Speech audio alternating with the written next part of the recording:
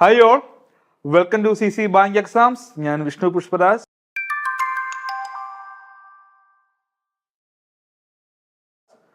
നമ്മുടെ JCI അല്ലെ, ഏറ്റവും വലിയ ഗ്ലാമറസ് പോസ്റ്റ് ആയിട്ടുള്ള JCIയുടെ സിലബസ് വന്നു, എക്സാം ഡേറ്റും വന്നു. അപ്പൊ നമുക്ക് വളരെ കുറച്ച് ദിവസങ്ങൾ മാത്രമേ എക്സാമിലേക്ക് ഉള്ളൂ. നിങ്ങൾക്ക് എല്ലാവർക്കും അറിയാം, എനിക്കും അറിയാം, എല്ലാവർക്കും അറിയാം, കുറച്ച് ദിവസമേ ഉള്ളൂ. അപ്പോൾ ഈ കുറഞ്ഞ ദിവസത്തിനകം അല്ലെ, കുറച്ച് ദിവസം, ആ ദിവസത്തിനകം നമുക്കൊരു സിലബസ് ഓൾറെഡി വന്നിട്ടുണ്ട്. പഠിക്കേണ്ട കാര്യങ്ങൾ എന്തൊക്കെയാണ് അല്ലെ, പ്രോപ്പറായിട്ട് എങ്ങനെയാണ് മാർക്ക് ഡിസ്ട്രിബ്യൂഷൻ, ഓരോ മൊഡ്യൂളിലും എത്ര മാർക്ക് വെച്ചാണ് ഡിസ്ട്രിബ്യൂട്ട് ചെയ്യുക എന്ന് പറഞ്ഞിട്ടുണ്ട്. കോർപ്പറേഷൻ ബാങ്കിങ് നമ്മളെല്ലാവരും പേടിച്ചു, ഒരുപാട് പേര് പേടിച്ചു, അയ്യോ GK കയറി വരുമോ അല്ലേ, ജനറൽ GK കയറി വരുമോ എന്നൊക്കെ ഒരു ഭയം ഉണ്ടായിരുന്നു. പക്ഷെ എന്താണ്, ഒന്നും പേടിക്കേണ്ട കാര്യമില്ല. വളരെ സിമ്പിൾ ആയിട്ടുള്ള ഒരു സിലബസ് ആണ് അല്ലെ, കേരഫെഡിനെക്കാട്ടിലും വളരെ സിമ്പിൾ ആയിട്ടുള്ള സിലബസ് ആണ്. അതിൽ ചില സിലബസ് എന്ന് പറഞ്ഞാൽ വളരെ സിമ്പിൾ, കാരണം കുറച്ച് കാര്യങ്ങൾ മാത്രം പഠിക്കുക, കൂടുതൽ മാർക്ക് മേടിക്കുക. ഇപ്പോൾ സോഴ്സ് ഓഫ് ഫണ്ട് ഒക്കെ വളരെ വളരെ ചുരുങ്ങിയ സിലബസ് അല്ല, കുറച്ച് കാര്യങ്ങളല്ലേ ഉള്ളൂ. പ്രോപ്പറായിട്ട് പഠിക്കുകയാണെങ്കിൽ നമുക്ക് അവിടെ നിന്ന് മാർക്ക് വളരെ സിമ്പിളായിട്ട് സ്കോർ ചെയ്യാം. അപ്പോൾ ഇന്നത്തെ ക്ലാസ്സിൽ ഒരു പാർട്ടിൽ ഒരു ചെറിയ പാർട്ട് നമ്മൾ നിൽക്കുകയാണ്. മൊഡ്യൂൾ 2 അല്ലേ, മൊഡ്യൂൾ 2 അല്ലേ, നമ്മുടെ മൊഡ്യൂൾ 2 എന്ന് പറഞ്ഞാൽ പറയാം, അങ്ങനെ നമുക്ക് പറയാം, മൊഡ്യൂൾ 2 സെക്കൻഡ് മൊഡ്യൂൾ. അപ്പോൾ അതിൽ മൊഡ്യൂൾ 2 പറയുകയാണ്, ഏതാണ് പറയുക, evolution and development of cooperative principles. അപ്പൊ ഈ സഹകരണ തത്വങ്ങളെ കുറിച്ചുള്ള കുറച്ച് കാര്യങ്ങൾ നമ്മൾ മനസ്സിലാക്കണം അല്ലെ. വളരെ സിമ്പിൾ ആണ്, ഞാൻ പറയുകയാണ്, ഇതും വളരെ സിമ്പിൾ ആണ്. എനിക്ക് തോന്നുന്നു സോഴ്സ് ഓഫ് ഫണ്ട്, പിന്നെ അതിന്റെ ഫസ്റ്റിലത്തെ മൊഡ്യൂള്, പിന്നെ എന്താണ് സെക്കൻഡ് മൊഡ്യൂൾ, ഇതൊക്കെ വളരെ സിമ്പിൾ ആയിട്ടുള്ള, നമുക്ക് സെക്കൻഡ് മൊഡ്യൂളിൽ നോക്കാം. പക്ഷെ ഇവിടെ ഏറ്റവും വലിയ പ്രത്യേകത, സിമ്പിൾ ആണെന്നും പറഞ്ഞ് നമ്മൾ ഒരിക്കലും ഇതിനെ എന്താണ് വില കുറച്ച് കാണരുത്. കാരണം നോക്കിയാൽ 5 മാർക്കാണ് അല്ലെ, 5 മാർക്സ് ആണ് നമുക്ക് ഈ ഒരു മൊഡ്യൂളിൽ നിന്ന് നമുക്ക് കിട്ടാനുള്ളത്.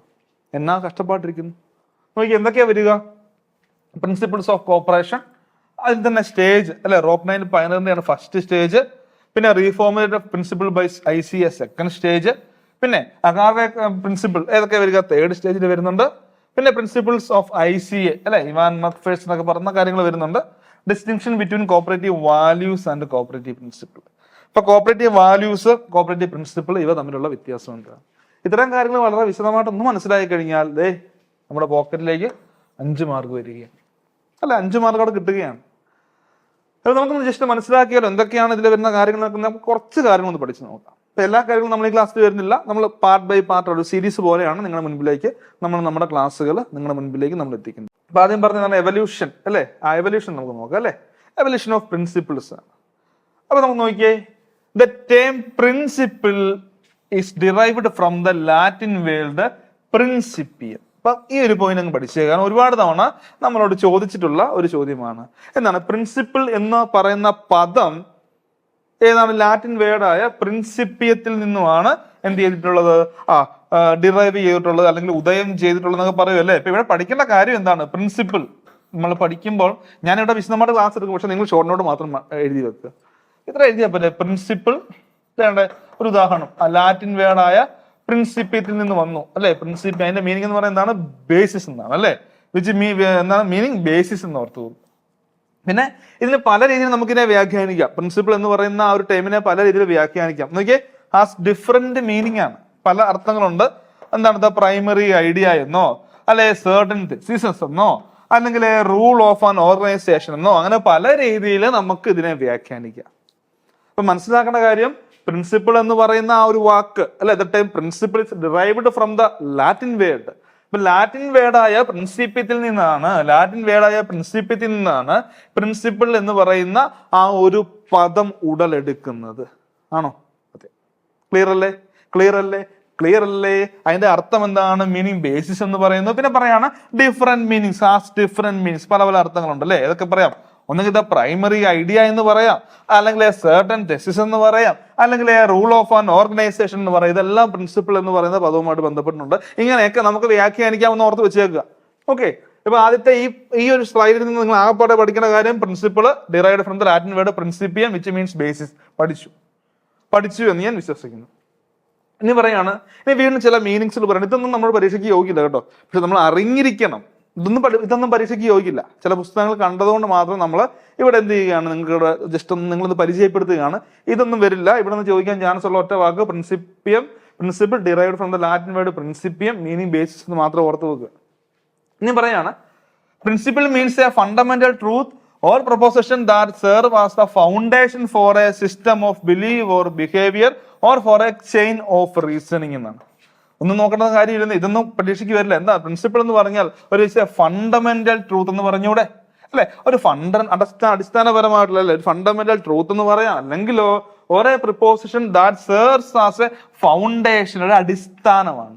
അപ്പൊ നമ്മൾ ഒരു സർവീസ് കോപ്പറേറ്റീവ് ബാങ്കിൽ അല്ലെങ്കിൽ നമ്മുടെ ഒരു കോപ്പറേറ്റീവ് മേഖലയിൽ പ്രവർത്തിക്കുമ്പോൾ അവിടെയുള്ള പ്രിൻസിപ്പിൾ അടിസ്ഥാനമാണ് അല്ലെ. നമ്മൾ അതിൽ അധിഷ്ഠിതമായിരിക്കണം, അതിന്റെ ബേസിസിൽ മാത്രം നമ്മൾ പ്രവർത്തിക്കാൻ പാടുള്ളൂ.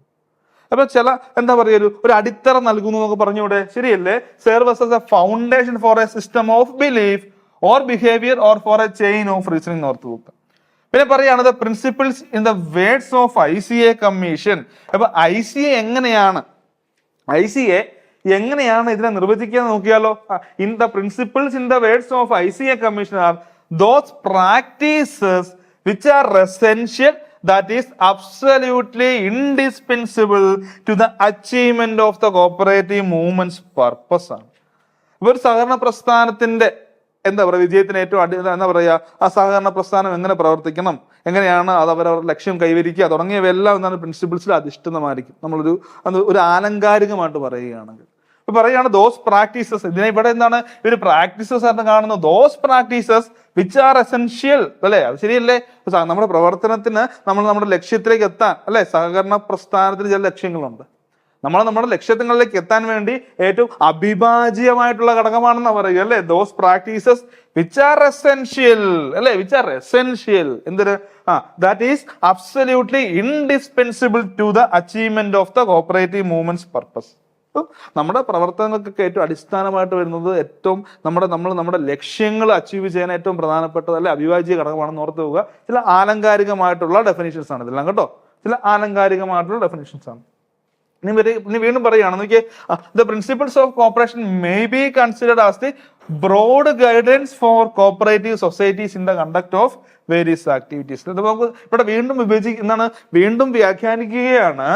Principles of cooperation may be, നമുക്ക് ഇതിനെ എങ്ങനെയും കൂടെ എന്താ പറയുക, മേ ബി കൺസിഡേർഡ് എങ്ങനെയും കൂടെ നമുക്ക് പറയുകയാണ്, നമുക്കിത് മറ്റൊരു രീതിയിൽ വിഭജിക്കുക എന്നാണ് നമ്മൾ വ്യാഖ്യാനിക്കുകയാണ് പറഞ്ഞത്. The broad guidelines for cooperative society. അപ്പൊ സഹകരണ സംഘങ്ങൾക്കുള്ള ഒരു ഗൈഡ് ലൈൻസ് ആണ്, ഒരു മാർഗനിർദ്ദേശം എന്ന് പറഞ്ഞൂടെ. എന്താണ് broad guidelines for a cooperative societies? എന്തിനു വേണ്ടിയാണ്? In the conduct of various activities. നമ്മുടെ പ്രവർത്തനങ്ങൾക്ക് ആവശ്യമായിട്ടുള്ള നമ്മൾ ഓരോ ആക്ടിവിറ്റീസ് ചെയ്യുന്നത് അല്ലെ, ഓരോ പ്രവർത്തനം ചെയ്യുമ്പോൾ നമുക്ക് വേണ്ട നിർദ്ദേശങ്ങളാണെന്ന് പറഞ്ഞൂടെ. നിർദ്ദേശങ്ങളാണ് സഹകരണ തത്വങ്ങൾ എന്ന് നമുക്ക് അതിനെ വ്യാഖ്യാനിക്കാം. പറയാണ് according to professor DG Karve, cooperative principles as the way of organising and conducting cooperative activities. മക്കളെ ഇത് പഠിച്ചോണം കേട്ടോ, ഇത് വേണമെങ്കിൽ നമ്മൾ ചോദിക്കാം. ഇത് നമ്മൾ ചില പുസ്തകങ്ങൾ കണ്ടിട്ടുണ്ട്, ഒരുപാട് പുസ്തകങ്ങളിൽ വളരെ പ്രധാനപ്പെട്ട പുസ്തകങ്ങൾ ഇതിനെപ്പറ്റി എടുത്ത് പറയുന്നുണ്ട്. എന്താ പറയുക, according to professor DG Karve, അദ്ദേഹം എങ്ങനെയാണ് വ്യാഖ്യാനിച്ചിരിക്കുന്നത് നോക്കിയേ. Cooperative principles as the way of organising and conducting cooperative activities. സഹകരണ പ്രവർത്തനങ്ങൾ അല്ലെ, സഹകരണ ആക്ടിവിറ്റീസ് കണ്ടക്ട് ചെയ്യുന്നതിന്റെ way of organising and conducting, ഏത് രീതിയിലാണ് പ്രവർത്തനങ്ങൾ നടത്തുക അല്ലെ. The way of organising and conducting cooperative activities എന്നാണ് പ്രൊഫസർ DG കാർവേ ഇതിനെ പറ്റി വ്യാഖ്യാനിച്ചിരിക്കുന്ന ഓർത്ത് വെക്കുക കേട്ടോ. എന്താണ് way of organising and conducting cooperative activities എന്ന് ഓർത്ത് വെക്കുക. ഞാൻ വീണ്ടും പറയാണ്, cooperative principles are those principles which are essential to the achievement of the cooperative movement. സഹകരണ പ്രസ്ഥാനത്തിന്റെ അല്ലെ, which are essential to the achievement of cooperative movement. സഹകരണ പ്രസ്ഥാനത്തിന്റെ അച്ചീവ്മെന്റ് ഏറ്റവും ആവശ്യമായിട്ടുള്ള ഒരു അവിഭാജ്യ ഘടകം എന്ന് നമുക്ക് വേണമെങ്കിൽ വീണ്ടും അതിനെ വിശേഷിപ്പിക്കാം. ഓക്കെ, ഇനി പറയാണ് in the words of George Davidovic. എന്താണ് ജോർജ് ഡേവ്ഡോണിക് പറയുന്നത്? They are set of rules അല്ലെ, they are set of rules which governs the life and activities of cooperative organisation. ഇങ്ങനെ ഒരുപാട് ആൾക്കാർ പല വ്യത്യസ്തമായ രീതികളിലും ഈ സഹകരണ പ്രിൻസിപ്പിൾസിനെ, കോപ്പറേറ്റീവ് പ്രിൻസിപ്പിൾസിനെ വ്യാഖ്യാനിക്കുന്നുണ്ട്. ഇതൊന്നും നിങ്ങൾ കാണാതെ പഠിക്കേണ്ട കാര്യമില്ല കേട്ടോ. ഇതൊക്കെ കേൾക്കുമ്പോൾ എൻ്റെ പൊന്നു സാറേ ഇതെല്ലാം കൂടെ കാണാതെ പഠിക്കണമെന്ന് നിങ്ങൾ ചോദിക്കുമായിരിക്കും. ഇതൊന്നും കാണാതെ പഠിക്കേണ്ട കാര്യമില്ല, ജസ്റ്റ് മനസ്സിലാക്കി വെച്ചേക്കാം. നമ്മളൊന്ന് പരിചയപ്പെടുത്തിയതേ ഉള്ളൂ, നിങ്ങളിത് പരിചയപ്പെടുത്തിയതേ ഉള്ളൂ എന്ന് ഓർത്ത് കൊടുക്കുക. ഓക്കെ, നമ്മൾ ഇതിനിടയ്ക്ക് വേറൊരു കാര്യം പറയാനുണ്ട്. എന്താണ് ബ്യൂറോ കോപ്പറേറ്റീവ് ഇൻസ്പെക്ടർ അല്ലെ, JCA. ഏറ്റവും എന്താണ് ഗ്ലാമറസ് ആയിട്ടുള്ള പോസ്റ്റ് JCA ആയിട്ട് ബന്ധപ്പെട്ട് അതിന്റെ ഒരു ഡൗട്ട് ക്ലീനിങ് സെക്ഷൻ, ഫ്രീ ആയിട്ടുള്ള ഒരു ഡൗട്ട് ക്ലീനിങ് സെക്ഷൻ നമ്മൾ കണ്ടക്ട് ചെയ്യുന്നുണ്ട്. സിലബസുകൾ, എക്സാം പാറ്റേൺ, സംശയങ്ങൾക്ക് നിങ്ങൾക്കുള്ള സംശയങ്ങളൊക്കെ ചോദിച്ച് മനസ്സിലാക്കാൻ ജൂലൈ 12 9 മണിക്കാണ് കേട്ടോ. ജൂലൈ 12 9 മണിക്കാണ് ഈ വെബിനാർ എന്ന് ഓർത്ത് വെക്കുക. അപ്പോൾ എല്ലാവരും എന്ത് ചെയ്യുക, ഇതിൽ പങ്കെടുത്ത് നിങ്ങളുടെ സംശയങ്ങളും എങ്ങനെയാണ് നമ്മുടെ എക്സാമിന് എങ്ങനെ നമുക്ക് വരുതിയിലാക്കാൻ തുടങ്ങിയ കാര്യങ്ങളൊക്കെ വളരെ സീനിയർ ആയിട്ടുള്ള ഫാക്കൽറ്റി ആയിട്ടുള്ള ആതിര മിസ് വളരെ വിശദമായിട്ട് ആ ഒരു വെബിനാറിൽ നിങ്ങളോട് ഡിസ്കസ് ചെയ്യുന്നതായിരിക്കും. അപ്പോൾ എല്ലാവരും പങ്കെടുക്കുക. ഓക്കെ. അപ്പം നമ്മൾ പറഞ്ഞുകൊണ്ടിരുന്നത് എന്താണ്, സഹകരണ തത്വങ്ങളെക്കുറിച്ച്. അപ്പം ഇന്ന് കാണുന്ന രീതിയിലേക്ക് തത്വങ്ങൾ വന്നത് ഒരു ദിവസം കൊണ്ടോ 2 ദിവസം കൊണ്ടോ അല്ല കേട്ടോ. ഒരു ദിവസം കൊണ്ടോ 2 ദിവസം കൊണ്ടോ 1 വർഷം കൊണ്ടോ 2 വർഷം കൊണ്ടോ അല്ല, ഇന്ന് കാണുന്ന രീതിയിലേക്ക് ഈ സഹകരണ തത്വം എത്തി നിൽക്കുന്നെന്ന് പറയാം അല്ലെ. മലയാളത്തിൽ പറയുകയാണെങ്കിൽ ഇന്ന് കാണുന്ന ഇന്നത്തെ ആ ലെവലിലേക്ക് സഹകരണ തത്വങ്ങൾ എത്തിയത് ഒരുപാട് വർഷങ്ങളിൽ നടത്തിയ ചില എന്താ പറയുക പരീക്ഷണങ്ങളും അല്ലെങ്കിൽ എന്താ പറയുക ചില എക്സ്പെരിമെന്റ്സിന്റെ ഒക്കെ അടിസ്ഥാനത്തിലാണ്. സയൻസ് എക്സ്പെരിമെന്റ്സ് അല്ല കേട്ടോ, അങ്ങനെ ഒരിക്കലും ഓർത്തിരിക്കല്ല. ചില ആൾക്കാർ ചില വ്യത്യസ്തമായ രീതിയിൽ എന്താണ് പ്രിൻസിപ്പിൾസിനെ അവർ ഫോം ചെയ്യുകയായിരുന്നു. ഓക്കെ. അപ്പൊ നമുക്ക് നോക്കിയാലോ, development of cooperative principle by stages. പല സ്റ്റേജസിൽ കൂടെ കടന്നു വന്നാണ് ഇന്നത്തെ ഈ ഫൈനൽ സ്റ്റേജ് നിൽക്കുന്നത്. നമ്മൾ പഠിക്കുന്നുണ്ടല്ലേ, നമുക്ക് ഇന്ന് 7 പ്രിൻസിപ്പിൾസിനെ പറ്റി പഠിക്കാനുണ്ട് അല്ലെ. എവിടെയാ പറയുക, ഷെഡ്യൂൾ. നമ്മുടെ ഷെഡ്യൂൾ പഠിച്ചിട്ടില്ലേ? ഷെഡ്യൂൾ 2 പറയുക കേട്ടോ. ഷെഡ്യൂൾ 2 സഹകരണ തത്വങ്ങളെ കുറിച്ച് പറയുക. നമ്മൾ തന്നെ കോഡൊക്കെ പറഞ്ഞിട്ടുണ്ട്, VDMA-ECC എന്നൊക്കെ കോഡ് പറഞ്ഞിട്ടുണ്ട് കേട്ടോ. VDMA-ECC അതൊക്കെ നിൽക്കട്ടെ, അതിലേക്കൊക്കെ നമുക്ക് വരാം കേട്ടോ. അപ്പൊ ഇത് മാത്രം ഓർത്ത് വെക്കുക, ഷെഡ്യൂൾ 2 പറയുന്നത്. ഷെഡ്യൂള് 2 പറയുന്നത് 3 ഷെഡ്യൂളുണ്ട്. ആദ്യത്തെ list of apex and central society to which appointments are done by PSC. രണ്ടാമത്തെ കോഓപ്പറേറ്റീവ് പ്രിൻസിപ്പിൾസ് അതിന്റെ ഷെഡ്യൂളത്തിലും പഠിക്കണം അല്ലേ. ടൈം ലിമിറ്റുകളെ കുറിച്ച് പറയുന്നുണ്ട്. അപ്പോൾ development of cooperative principle by stage ആണ്. പൊതുവെ നമ്മൾ എങ്ങനെയാണ്, there were different stages in which the principles were developed. അപ്പൊ ഈ നമ്മുടെ സഹകരണ തത്വങ്ങളുടെ ഡെവലപ്പ് ചെയ്തത് ഇപ്പൊ എന്താണ്, വളരെയധികം കുറെ സ്റ്റേജുകളുണ്ട്. എത്ര സ്റ്റേജുകളുണ്ട്? നമുക്ക് 4 സ്റ്റേജ് എന്ന് പറയാം. എന്താണ് ദ ഇമ്പോർട്ടൻറ്റ് സ്റ്റേജ്? 4 സ്റ്റേജ് ഉണ്ട്. സഹകരണ തത്വങ്ങള് 4 സ്റ്റേജ് ഉണ്ട്. ക്ലിയർ ആക്കണം, മനസ്സിലാക്കണേ. എത്ര സ്റ്റേജ് ഉണ്ട്? 4 സ്റ്റേജസ് ഉണ്ടെന്ന് ഓർത്ത് നോക്കുക. ഒന്നാമത്തെയാണ് നമ്മുടെ Rochdale principles as in the first stage കേട്ടോ. റോക്ക്ഡെയിൽ പ്രിൻസിപ്പിൾസിന്റെ ഫസ്റ്റ് സ്റ്റേജിൽ റോക്ക്ഡെയിൽ പ്രിൻസിപ്പിൾസ് വരുന്നുണ്ട്. സെക്കൻഡ് സ്റ്റേജിൽ റിഫോർമുലേറ്റഡ് പ്രിൻസിപ്പിൾസ് ബൈ ഇന്റർനാഷണൽ ICA വരുന്നുണ്ട് അല്ലെ.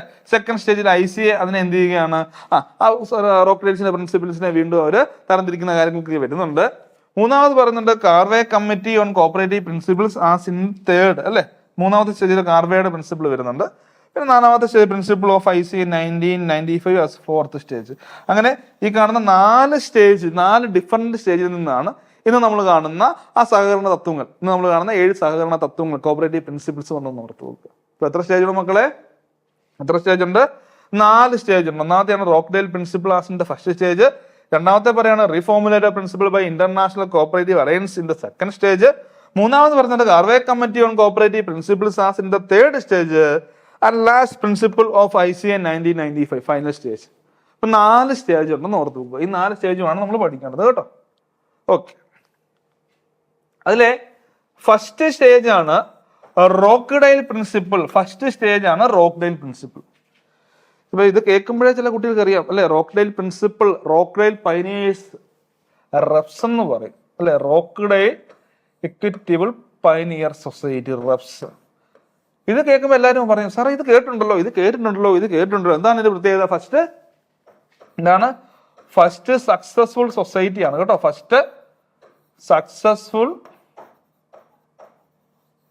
സൊസൈറ്റി ഇൻ ദ വേൾഡ് പറയുന്നുണ്ട്.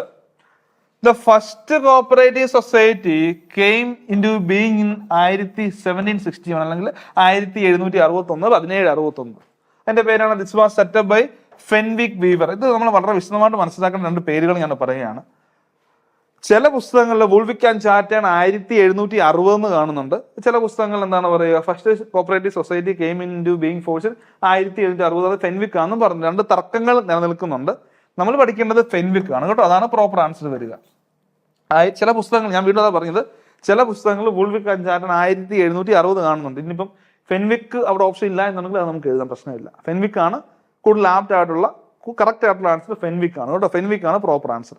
പക്ഷെ ചില പുസ്തകങ്ങളിൽ നമ്മൾ വുൾവിക്കിനെ കാണുന്നുണ്ടെന്നേ ഉള്ളൂ. പക്ഷെ കറക്റ്റ് ആൻസർ ഫെൻവിക് വീവേഴ്സ് ആണെന്ന് ഓർത്ത് വെക്കുക. ഇനി ഇവിടെ പറയാണ് the first cooperative society came into being in 1760. ലോകത്തിലെ സഹകരണവുമായി ബന്ധപ്പെട്ട ആദ്യത്തെ ഒരു സംഘം, ഫസ്റ്റ് കോപ്പറേറ്റീവ് സൊസൈറ്റി, ലോകത്തിലെ ഫസ്റ്റ് കോപ്പറേറ്റീവ് സൊസൈറ്റി എന്ന് പറയുന്നത് ഏതാണ്? അത് ഫെൻവിക് വീവേഴ്സ് സൊസൈറ്റിയാണ് കേട്ടോ. ഫെൻവിക് വീവേഴ്സ് സൊസൈറ്റിയാണ് first cooperative society in the world. അതിന്റെ വർഷം 1761. ക്ലിയർ ആണെന്ന് ഞാൻ വിചാരിക്കുന്നു. ഇനി പറയാണ് നോക്കിയേ, അപ്പൊ ഈ സംഘം വന്നു, ഇത് സക്സസ് ആയില്ല, പൊട്ടിപ്പോയി കേട്ടോ. ഈ സംഘം വന്നു, ഫെൻവിക് വന്നു, സക്സസ് ആയില്ല, ഫെയിൽ ആയി, പൊട്ടിപ്പോയെന്ന് ഓർത്ത് വെക്കുക. ഫെൻവിക് വന്ന് പൊട്ടിപ്പോയി. ഇനി അടുത്ത് പറയാണ് there were various cooperative societies formed on different lines in between 1761 and 1844 period. അപ്പൊ ഈ 1761 1761 ആദ്യത്തെ സംഘം വന്നു, പൊട്ടിപ്പോയി. പിന്നെ എന്താണ്, 1844 ഒരു സംഘം വന്നു, അത് വിജയിക്കുന്നു, സക്സസ്ഫുൾ ആയിട്ടുള്ള സംഘം, അതാണ് റെപ്സ് റോക്ക്ഡെയിൽ. പിന്നെ പറയുകയാണ് 1761 1844 അല്ലെ, ആ ഒരു പീരീഡിനിടയിലായിട്ട് ഒരുപാട് സംഘങ്ങൾ വന്നു. പക്ഷെ ഇവയൊന്നും സക്സസ് ആയില്ല, വരുന്നു പൊട്ടിപ്പോകുന്നു, വരുന്നു പൊട്ടിപ്പോകുന്നു, വരുന്നു പൊട്ടിപ്പോകുന്നു. അത് തന്നെ 1761 വന്നു, പൊട്ടിപ്പോയി, അടുത്ത വന്നു, ഫെയിൽ ആകുന്നു.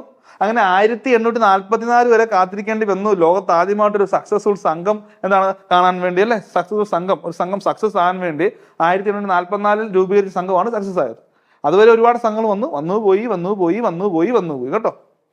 ഞാൻ പറയണം നോക്കിയേ, അൺഫോർച്ചുനേറ്റ്ലി എന്താ പറയുക, ദേ ഡിഡ് നോട്ട് സക്സീഡ്. ശരിയല്ലേ, 1761 1844 ഒരുപാട് ഇടയിലായിട്ട് ഒരുപാട് സംഘങ്ങൾ വന്നു. പക്ഷെ എന്താണ്, ഇവരൊന്നും സക്സീഡ് ആയില്ല, വിജയിച്ചില്ല, സക്സസ് ആയില്ല. അതുകൊണ്ട് തന്നെ പറയാണ് ഇൻ 1844 1844 നോക്കിയേ, 28 flannel weavers in a place called Rochdale in England formed a consumer cooperative society for benefiting the weavers community. എന്നാൽ 1844 28 ഫ്ലാനൽ വീവേഴ്സ് ചേർന്ന് എന്താ പറയാ, ഇംഗ്ലണ്ടിലെ റോക്ക്ഡെയിൽ എന്ന് പറഞ്ഞ സ്ഥലത്തല്ലേ, ഇംഗ്ലണ്ടിലെ എന്താണ്, ഇംഗ്ലണ്ടിൽ നോക്കിയേ 28 flannel weavers in a place called Rochdale in England. ഇംഗ്ലണ്ടില് ഒരു സംഘം രൂപീകരിച്ചു, സ്റ്റോറായിട്ടാണ് കേട്ടോ. ഒരു സൊസൈറ്റി നമ്മൾ പഠിച്ചോ, അതാണ് ലോകത്തിലെ ആദ്യത്തെ സക്സസ്ഫുൾ ആയിട്ടുള്ള സംഘം. ഏതാണ്, എന്നാ ഡേറ്റ് നോക്കിയേ, 21/12/1844 കേട്ടോ. 21/12/1844 റെപ്സ് രൂപീകരിച്ചത്. ഓർത്തു വെക്കുക. 21/12/1844 റെപ്സ് രൂപീകരിച്ചത് കേട്ടോ. റെപ്സ് രൂപീകരിച്ചത്. നിങ്ങളിത് പഠിക്കുക, വേറെ ഡേറ്റ് ഒക്കെ ഉണ്ട്, ആ രജിസ്റ്റർ ചെയ്തൊന്നും പഠിക്കണ്ട. തൽക്കാലം ഇവർ ഫോം ചെയ്ത് പഠിച്ചാൽ മതി. ഇവർ രജിസ്റ്റർ ചെയ്തൊന്നും പിന്നെ ഫ്രണ്ട്ലി ഒക്കെ ആയിട്ട് കാര്യങ്ങൾ പഠിക്കേണ്ട, അതൊന്നും നമ്മൾ നോക്കേണ്ട കാര്യമില്ല. ഇത് മാത്രം പഠിക്കുക. 21/12/1844 ഇവർ രൂപീകരിച്ചെന്ന് ഓർത്ത് പോകും. ഓക്കെ, ക്ലിയർ ആയല്ലോ? ക്ലിയർ ആയല്ലേ? ഇനിയും പറയാണ്, അവർ വിജയിച്ചു, സക്സസ് ആയിട്ടുള്ള സംഘമാണ്. They succeeded in their venture basically on account of the fact that they were running store with some basic principle. അവരുടെ ബിസിനസ് നടത്തിയിരുന്നത് അല്ലെ, അവരവരുടെ ബിസിനസ് മുൻപോട്ട് കൊണ്ടുപോയത് എങ്ങനെയാണ്, ചില ബേസിക് ചില അടിസ്ഥാന തത്വങ്ങളുടെ അടിസ്ഥാനത്തിലാണ്, ചില ബേസിക് പ്രിൻസിപ്പിൾസിന്റെ എന്താ പറയുക, അതിന്റെ ബേസിസിലാണ്, ചില പ്രിൻസിപ്പിൾസിന്റെ അടിസ്ഥാനത്തിലാണ് ഇവരുടെ ബിസിനസ് മുൻപോട്ട് കൊണ്ടുപോയത്. അതുകൊണ്ട് തന്നെയാണ് അവർ വിജയിച്ചെന്ന് പറയാനുള്ള കാരണം. അവർ സക്സസ് ആയതിന്റെ കാരണം എന്ത് തന്നെയാണ്, അവര് ചില പ്രിൻസിപ്പിൾസ് അവർ ഫോളോ ചെയ്തിരുന്നു. അപ്പൊ ഇനി പറയാണ് നോക്കിയേ, this society is working in England as a wholesale equitable pioneer cooperative society. ഇവർ ഇംഗ്ലണ്ടിൽ എന്താണ്, ഒരു ഹോൾസെയിൽ ഇക്വിറ്റബിൾ പൈനിയർ കോപ്പറേറ്റീവ് സൊസൈറ്റിയാണ് അവർ പ്രവർത്തിച്ചിട്ടുണ്ട്. The principles given by them for the first time and include the following. അപ്പൊ അവരാണ് ആദ്യമായിട്ട് എന്താണ് സഹകരണ തത്വങ്ങൾ ലോകത്തിന് നൽകുന്നതെന്ന് ഓർത്തു പോകുക.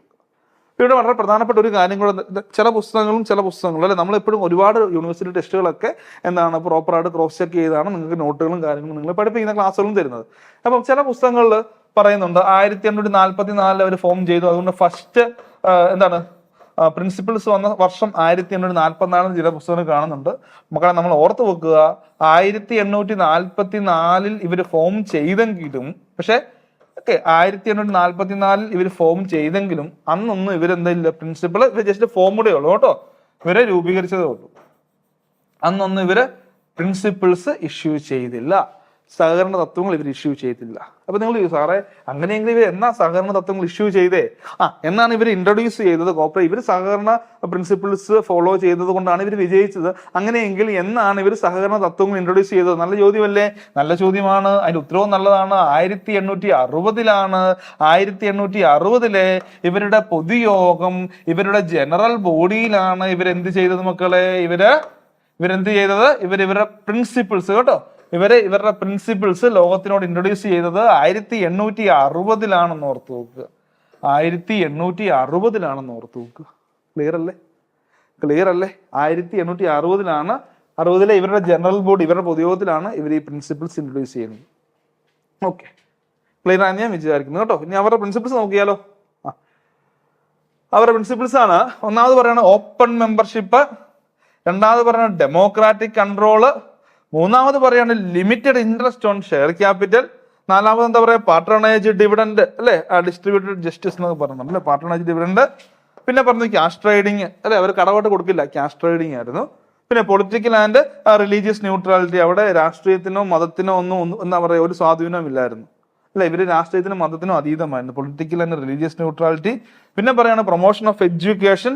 ഏറ്റവും അവസാനമായിട്ട് പറയുന്നത് selling pure and unadulterated goods അല്ലേ. 8 പ്രിൻസിപ്പിൾസ് ഉണ്ട് കേട്ടോ. ചിലതിനകത്ത് 7 കാണുന്നു, പക്ഷെ ഇതാണ് കറക്റ്റ് വരിക. Open membership, democratic control, limited interest on share capital, patronage dividend, cash trading, political and religious neutrality, promotion of education, selling pure and unadulterated goods. ഇത്രയാണ് ഇവരുടെ principles വരിക. നമുക്ക് നോക്കാം, ഓരോന്നും നോക്കിയാലോ. എന്താണ് ഓപ്പൺ മെമ്പർഷിപ്പ്? ആദ്യത്തെ പ്രിൻസിപ്പിൾ ആണ് ഓപ്പൺ മെമ്പർഷിപ്പ് ആണ്. നോക്കിയേ, membership of cooperative society is open to all those who belong to the area who need their service അല്ലേ. ഇപ്പൊ ആ ഏരിയയിലുള്ള ആൾക്കാർക്ക് ഓപ്പൺ മെമ്പർഷിപ്പ് ആണ്, നേരിട്ട് വന്നൊക്കെ മെമ്പർഷിപ്പ് എടുക്കാം. ശരി, ഓപ്പൺ മെമ്പർഷിപ്പ് ആണ്, ആർക്ക് വേണമെങ്കിലും, അർഹതയുള്ള ആർക്കും. ഇപ്പൊ നമ്മുടെ നിലവിൽ അങ്ങനെ തന്നെയല്ലേ, സഹകരണ സംഘങ്ങൾ അങ്ങനെ തന്നെയല്ലേ അല്ലേ. ഒരു സംഘത്തിന്റെ പ്രവർത്തന പരിധിയുള്ള ആൾക്കാർക്ക് നേരിട്ട് വന്ന് മെമ്പർഷിപ്പ് എടുക്കാം, ഒന്നും പേടിക്കേണ്ട കാര്യമില്ല, ആരോടും ഒന്നും ചോദിക്കും. നമുക്ക് മെമ്പർഷിപ്പിന് അർഹതയുണ്ടെങ്കിൽ നമുക്ക് മെമ്പർഷിപ്പ് കിട്ടും. Open membership of cooperate society is open to all those who belongs to the area അല്ലെ. ആ ഏരിയയിലുള്ള ആൾക്കാർക്ക് അല്ലെ, സർവീസ് സേവനം വേണം, ഈ സംഘത്തിന്റെ സേവനം വേണമെന്നുള്ള ആ ഏരിയയിലുള്ള ആൾക്കാർക്ക് പോയി മെമ്പർഷിപ്പ് എടുക്കാം. നമ്മൾ ആരോടും എന്ത് ചെയ്യേണ്ട കാര്യമില്ല, ആരുടെ മുൻപിൽ പോയി അപേക്ഷിക്കേണ്ട കാര്യമില്ല. നമുക്ക് ഓൾറെഡി മെമ്പർഷിപ്പ് അർഹതയുണ്ടെങ്കിൽ നമ്മൾ അപേക്ഷ വെച്ചാൽ നമുക്ക് മെമ്പർഷിപ്പ് അവർ അലോട്ട് ചെയ്യും, ഒരു പ്രശ്നമൊന്നുമില്ല. രണ്ടാമതാണ് ഡെമോക്രാറ്റിക് കൺട്രോൾ അല്ലേ, ശരിയല്ലേ. ഡെമോക്രാറ്റിക് കൺട്രോൾ അല്ലേ, നിയന്ത്രണം വരുന്ന മാനേജ്മെന്റിനെ നമ്മൾ തിരഞ്ഞെടുക്കുന്നത് ഇലക്ഷനിലൂടെയാണ്. ഡെമോക്രാറ്റിക് കൺട്രോൾ നോക്കിയേ, management of the cooperative society is being done democratically through democratic principle and the elected body control by the day to day affairs. ഒന്നുമില്ല, കാരണം നമ്മൾ അവിടെ ഇലക്ഷനിൽ കൂടെയാണ് അല്ലേ, ഡെമോക്രാറ്റിക്കലാണ്, ജനാധിപത്യപരമായിട്ടാണ് അവിടുത്തെ നിയന്ത്രണം, ജനാധിപത്യപരമായ നിയന്ത്രണമാണ്. നമ്മുടെ സംഘത്തിന്റെ മാനേജ്മെന്റിന്റെ നമ്മൾ തിരഞ്ഞെടുക്കുന്നത് ഇലക്ഷനിലൂടെയാണ്. ഓക്കെ, മൂന്നാമതാണ് limited interest on share capital. നമ്മുടെ എന്താണ് interest on capital provide by limited, ക്ലിപ്തമാണ്, ലിമിറ്റഡ് ഇൻട്രസ്റ്റ് ആണെന്ന് ഓർത്ത് പോകുക ഷെയർ ക്യാപിറ്റൽ. പിന്നെ പാട്രോണേജ് ഡിവിഡൻഡ് അല്ലേ, എന്നാൽ dividend distribution is on an equitable manner, nobody get special privilege on account of high capital contribution. Patronage dividend എന്ന് പറയുന്നതാണ്. ഓക്കെ, കൂടുതൽ ഷെയർ ഉള്ളത് കൊണ്ട് അവന് കൂടുതൽ എന്താ പറയുക, dividend distribution is on an ഒരു ഇക്വിറ്റബിൾ മാനർ അല്ലെ, ഒരു നീതിപൂർവമായ രീതിയിലായിരിക്കും ഡിവിഡൻഡ് നമ്മൾ ഡിസ്ട്രിബ്യൂട്ട് ചെയ്യേണ്ടത്. നോബഡി ഗെറ്റ് സ്പെഷ്യൽ പ്രിവിലേജ്, ആർക്കും പ്രത്യേകമായിട്ടൊരു പ്രിവിലേജുകൾ എന്താ പറയുക അവകാശങ്ങളൊന്നുമില്ല, പ്രിവിലേജുകളൊന്നുമില്ല. On account of high capital contribution, കൂടുതൽ ക്യാപിറ്റൽ കോൺട്രിബ്യൂട്ട് ചെയ്യുന്ന പറഞ്ഞാൽ എന്താ പറയുക, വലിയ രീതിയിലുള്ള പ്രിവിലേജുകളൊന്നും ഇല്ലെന്നാണ് പറയുന്നത്. അടുത്ത ക്യാഷ് ട്രേഡിംഗ് ആണ് അല്ലേ. They decide to sell only cash and no credit was allowed. ക്യാഷിന് മാത്രം ഒരു പ്രോഡക്റ്റിൽ വിറ്റു, കടം നൽകിയില്ല. ഓക്കെ, ക്യാഷ് ട്രേഡ് മാത്രം.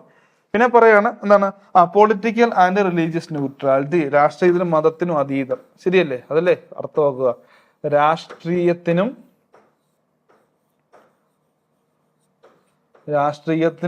മതത്തിനും അതീതമാണ് കേട്ടോ. ശരിയല്ലേ, രാഷ്ട്രീയത്തിനും മതത്തിനും അതീതമാണെന്ന് ഓർത്ത്. Political and religious neutrality.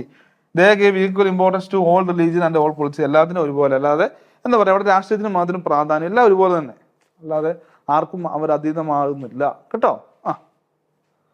ആർക്കും വിധേയപ്പെടുന്ന രാഷ്ട്രീയം എല്ലാവരും ഒരുപോലെ കാണും, എല്ലാവരോട് സമദൂരം എന്നൊക്കെ പറഞ്ഞു അല്ലേ. They gave equal importance to all religion and politics. എല്ലാ മതത്തിനും എല്ലാ എന്താ പറയുക രാഷ്ട്രീയത്തിനും അതീതമാണ് സഹകരണ സംഘം കേട്ടോ. പിന്നെ പറയാണ് പ്രൊമോഷൻ ഓഫ് എഡ്യൂക്കേഷൻ, സഹകരണ വിദ്യാഭ്യാസം. Education is important for its development, so the extended cooperative education to all. അല്ലെ, education is important for its development.